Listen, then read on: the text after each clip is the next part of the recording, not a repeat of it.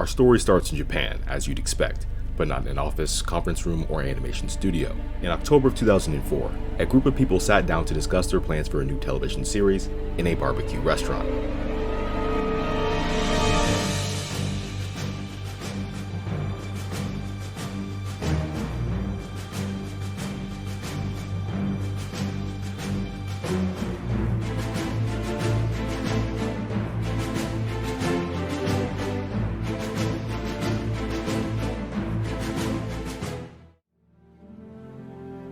There were 4 people in attendance at this meeting: Mitsuhisa Ishikawa, Junichi Fujisaku, Yutaka Omatsu, and Tomonori Ochikoshi. The first 3 were all from Production I.G. Mitsuhisa Ishikawa was the studio's president, Junichi Fujisaku was the game production department's chief director and a scriptwriter, and Yutaka Omatsu was a producer and a scriptwriter.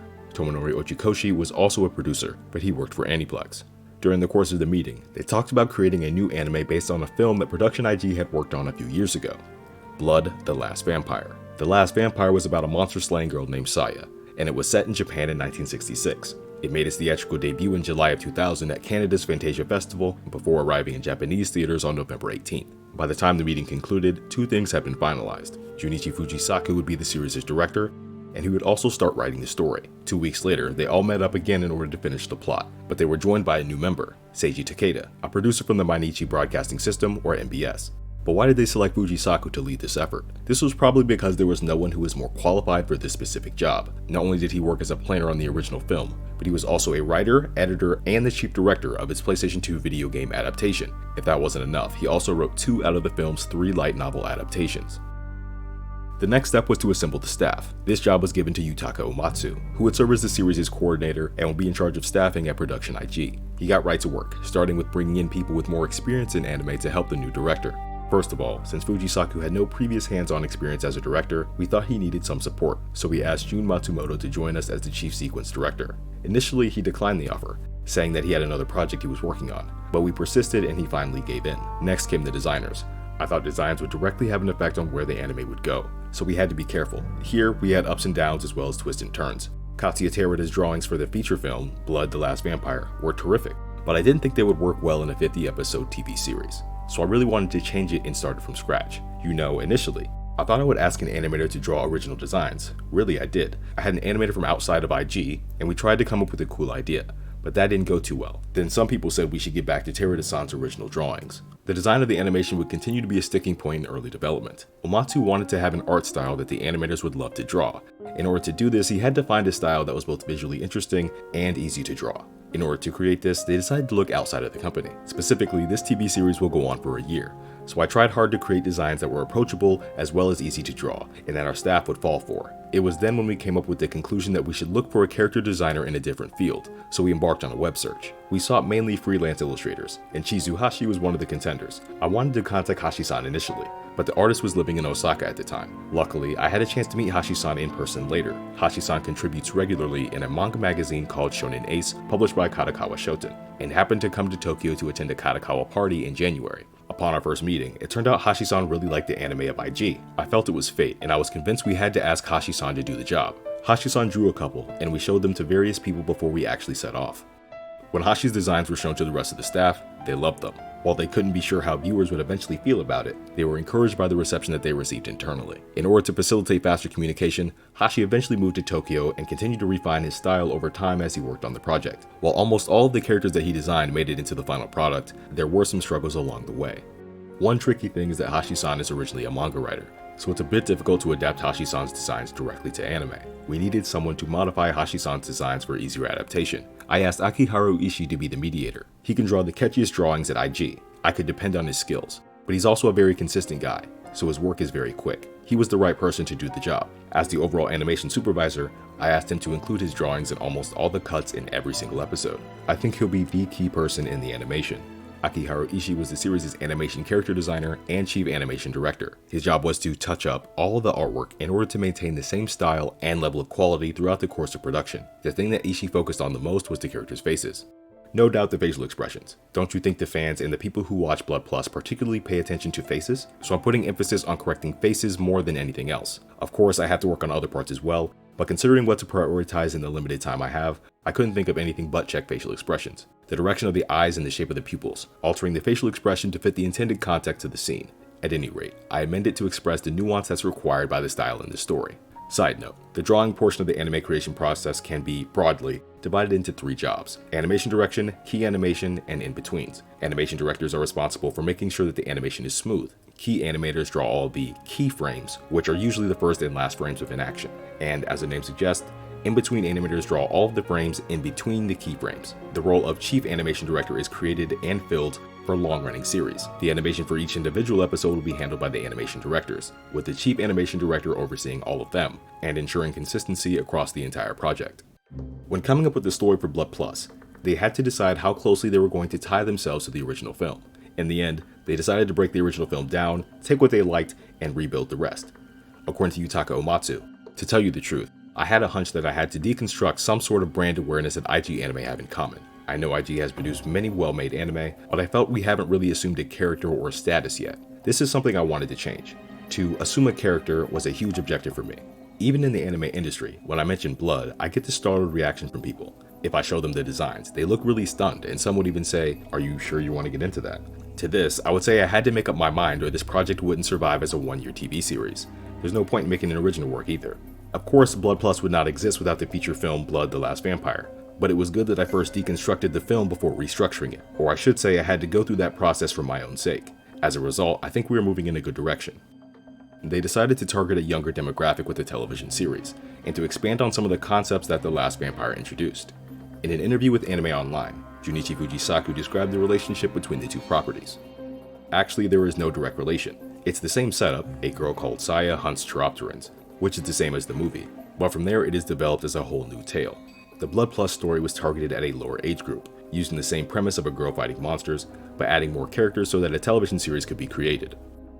They decided to change the setting from the 1960s to contemporary times. This was because they thought it was a better fit for the series and the themes of war and trust that they wanted to express. When the movie version came out, the only plot element was that Saya hunted chiropterans, and that was all that was decided on. After reading the various Blood novels, including Mamoru Ishii's novel, we met and discussed what we could add to that premise for the TV series. In the end, for the most part, we decided to give Blood Plus new content. Another difference between Blood Plus and The Last Vampire was how each of them portrayed the main character, Saya.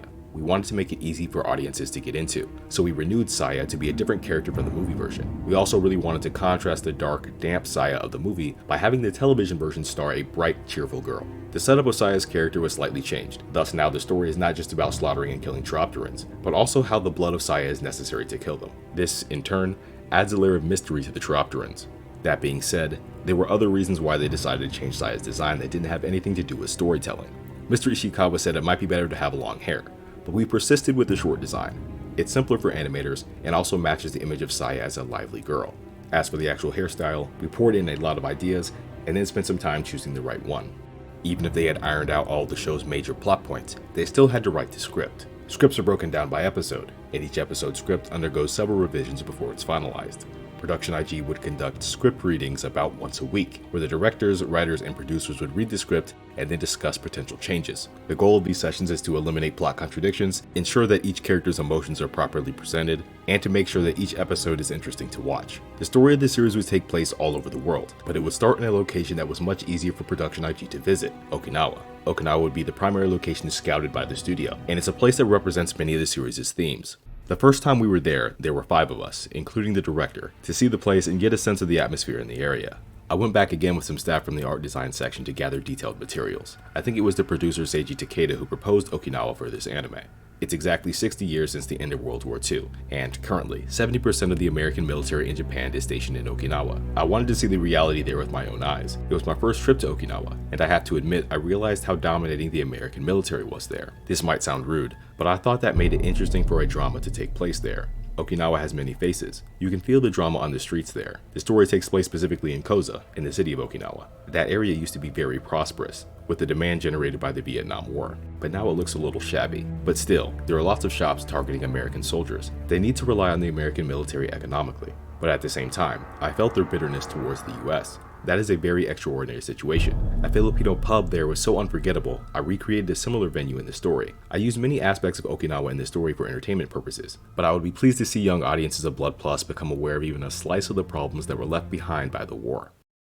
When filling out the cast of new characters, Production I.G thought that, in order to compete in their time slot, they had to be able to pull in viewers from a specific demographic, young girls. In order to do this, they decided to make their primary male characters as appealing as possible.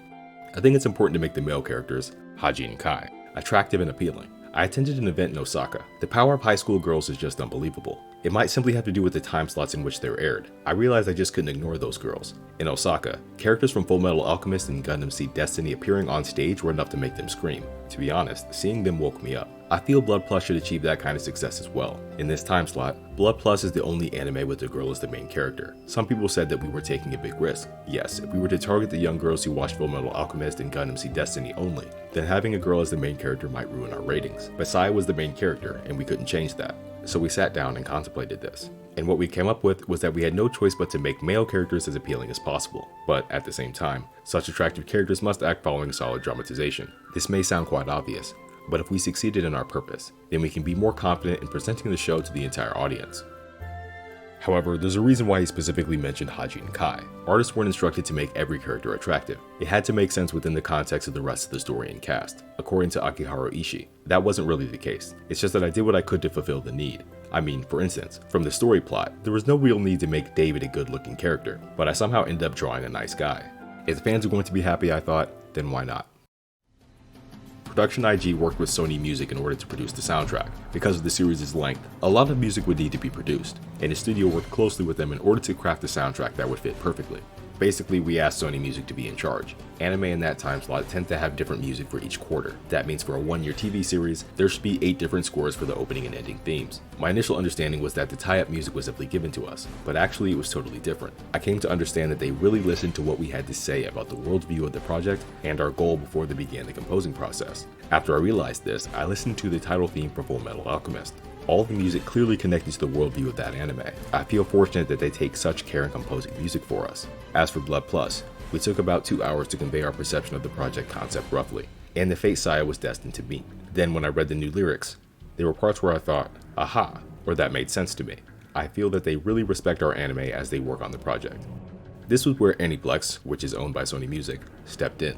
To the surprise of both Junichi Fujisaku and Yutaka Omatsu, the soundtrack would be produced by Mark Mancina and Hans Zimmer. Director Junichi Fujisaku and I did not know this until it was finalized, and we were really overwhelmed. We have already received some scores. When I heard them for the first time, my honest impression was, where would these fit in? You know, they all sound like masterpieces used in Hollywood big budget movies, but as usual, when we put the music to the picture, they fit perfectly, to my amazement, so they should be fine.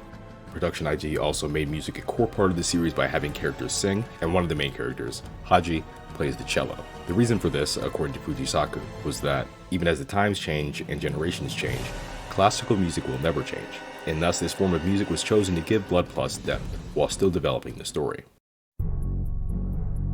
On March 31st, 2005, Production I.G announced that they were working on an anime television series based on Blood the Last Vampire, and released a website, blood.tv. On May 9th, the title of the series, Blood Plus, was officially revealed, and it would air in October. Leading up to its debut, as a part of the media mix, 3 manga based on Blood Plus were announced. The first manga, Blood Plus, was written by Asuka Katsura, and would be a manga adaptation of the anime. The next manga, Blood Plus Adagio, was written by Kumiko Suikane, and would tell the story of Saya and Haji's past in Russia. The last manga was called Blood Plus Yakujoshi, and it was written by Hirotaka Kisaragi. This manga tells a story that takes place before the events of the anime, and all of these manga would begin publication before the anime started airing. When it came to developing the stories, Production I.G gave each author a lot of creative freedom. They told them the general plot synopsis of the anime, set some general guidelines, and just let them write. The storylines are all original. We did explain the overall synopsis and how we thought about making a story. It was a first time experience for me to work seriously with manga writers, so I came across things I'd never experienced before. For instance, each writer has his or her own worldview, which was very interesting. I basically don't support the idea that all the meticulous details have to be aligned with the original TV anime. As long as the stories are going in the same direction, I am fine with that. I think that way each writer could do what he or she is good at, and at the end of the day, we should have a much more eye-catching product.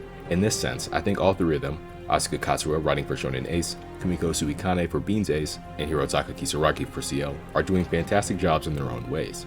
and there are lots of things that I learned from them too. They are pretty good at building characters, so I'm learning how to do it. They check their plot lines and character names with me, but I basically let them do whatever they wish, and I don't make big revisions as a rule. I make requests for small adjustments, and we exchange notes 2 or 3 times. That's it. I'm always impressed by how very talented these people are. But they didn't stop with just manga adaptations. On August 30th, 2005, 2 Blood Plus video games were announced, one for the PlayStation 2 and one for the PlayStation Portable. But they weren't going to come out until 2006. These 2 games would eventually turn into 3. Blood Plus One Night Kiss, an action-adventure game released for the PlayStation 2 on August 31st, 2006. Blood Plus Soyoku no Battle Rondo, an adventure game released on July 27, 2006 for the PlayStation 2. And Blood Plus Final Piece, another adventure game, but it was released on the PlayStation Portable on September 7, 2006. And, unfortunately for Western fans of the series, none of these games were ever released outside of Japan. Even though they weren't released until after the anime had started airing, there were also 2 light novel adaptations. The first one, also titled Blood Plus, was another adaptation of the anime storyline. It was written by Ryo Ikehata, illustrated by Chizuhashi, and ran for 4 volumes. The second series was called Blood Plus Russian Rose, and it was a story about Saya and Haji's lives at the time of the Russian Revolution. It was written by Karino Minazuki, illustrated by Ryo Takagi, and ran for 2 volumes. Side note, several years later, in February 2017, Junichi Fujisaki released Blood Number, a 1-volume story that takes place after the anime's conclusion. Blood Plus debuted on Japanese television sets on October 8, 2005. The series ran for 50 episodes and concluded on September 23, 2006. On January 23, 2006, the DVD and home video rights to Blood Plus were acquired by Sony Pictures Television International. Sony Pictures Home Entertainment was going to release the series on DVD, but there was no date announced. On November 11th, word got out that Blood Plus was going to air on Cartoon Network, and it eventually aired on Adult Swim on March 10, 2007. What was that thing? Chiropter. We call them chiropters. A beast that lives on blood. They feast on the blood of humans.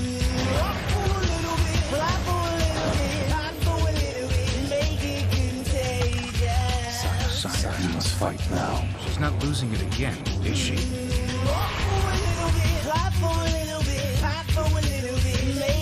We need you, our secret weapon, to destroy them.